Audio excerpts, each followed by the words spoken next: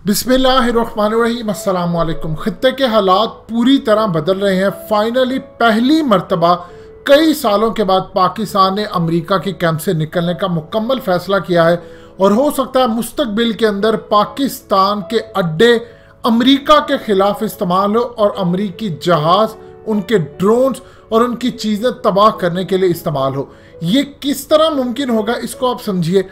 इस वक्त सूरत हाल पैदा ये हुई है कि पहली मर्तबा डायरेक्टली और ओपनली व्हाइट हाउस की जानिब से बयान आया है कि वो चाइना को किसी भी सूरत इंडिया पर या किसी इलाके पर कब्जा नहीं करने देंगे, बावजूद इसके कि मोदी कहता है।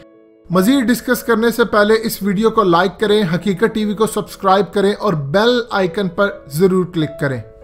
एक फौज भी नहीं इंडिया के अंदर चाइना की घुसी। व्हाइट हाउस ने कहा है कि चाइना के खिलाफ भारत के हक में अमेरिका की पूरी आर्मी, यानी उनकी एयरफोर्स भी, उनकी नेवी भी तमाम साजो सामान के साथ पीछे खड़ी है। अब आपको समझ आई हो कि अचानक इंडिया इतना क्यों चाइना के खिलाफ बातें और बयान देना शुरू हो गया है। मोदी चुप है। अब सूरत हाल ये सामने आई है कि ये तो उन्होंने कहा कि बैक पर उधर से तकरीबन 10 लाख स्टूडेंट्स निकालने का फैसला किया। असल में तो टारगेट करना था अमेरिका ने चाइना को। 3,70,000 उसके स्टूडेंट्स निकले। टोटल 10 लाख के करीब स्टूडेंट्स निकल रहे हैं जो फॉरेनर है, इस वक्त अमेरिका में पढ़े हैं। उसमें से 2 लाख तो 2,000 सिर्फ और सिर्फ खाली इंडिया के हैं। यानी आप अंदाजा कर लीजिए कि अमेरिका को सिर्फ और सिर्फ इंडिया से ये मफाद है कि वो चाइना को दबोचना चाहता है। चाइना ने क्या स्ट्रेटजी अपनाई है देखिए। इस वक्त चाइना ने जो ऐलान किया है कि वो भूटान के इलाकों पर कब्जा अपना समझते हैं, वो चाइना के हिस्से। इससे इंडिया को तकलीफ हो रही है। असल में तकरीबन 2017 के अंदर जब डोकलाम का वाकया हुआ तो भूटान ने खुफिया तौर पर इंडिया की बड़ी मदद की। चाइना इस चीज़ को भूला नहीं।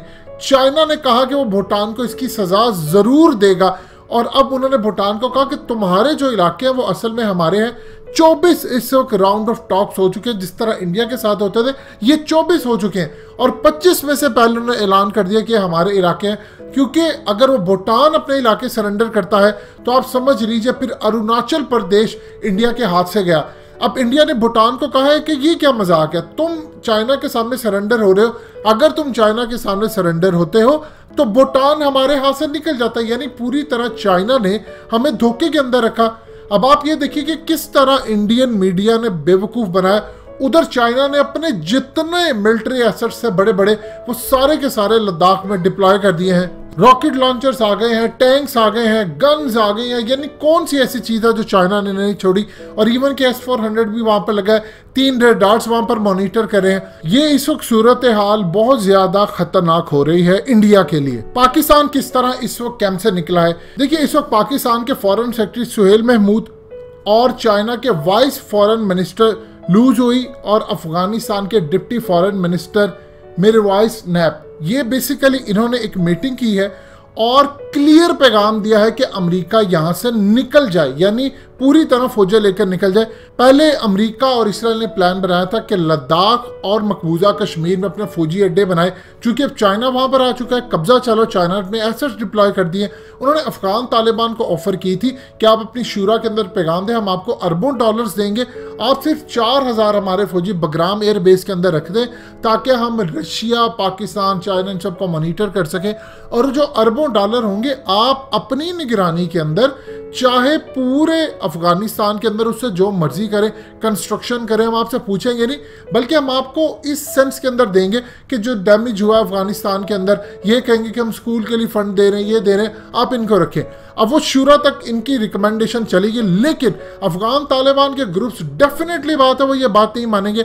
अब अमेरिका को यहाँ से खतरा ये पैदा हुआ है कि उसका प्लान तो ये था दुनिया को दिखाने का कि वो यहाँ से निकलेगा और जाएगा।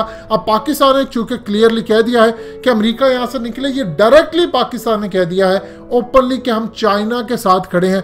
अब आने वाले दिनों में चाइना के साथ खड़े होने का मतलब है अमेरिका का कौन बना रहा है, कोई भी स्टेटस को बहाल नहीं हुआ। यानी असल तो सूरत हाल ये होनी चाहिए थी कि जिस तरह पहले चीज़ें बहाल हुई थी, इंडिया अपनी पोजीशन पर वापस आता चाइना था, लेकिन चाइना इंडिया के इलाके कैप्चर कर चुका है। अब मिलिट्री एसेट्स उसने वापस नहीं लेकर जाने, इसने या तो यहां से कुछ तबाह करना है या मजीद इलाके। और भूटान के हवाले से उसकी स्ट्रेटजी इंडिया की समझ में नहीं आ रही, क्योंकि भूटान पर वो दबाव डालेगा। छोटा सा भूटान है, वो चाइना के खिलाफ खड़ा नहीं हो सकता। अगर वो अपने इलाके सरेंडर करता है तो अरुणाचल प्रदेश उसके हाथ से निकल गया और इंडिया को बाकी अपनी रियासतें बचाना पड़ेंगी।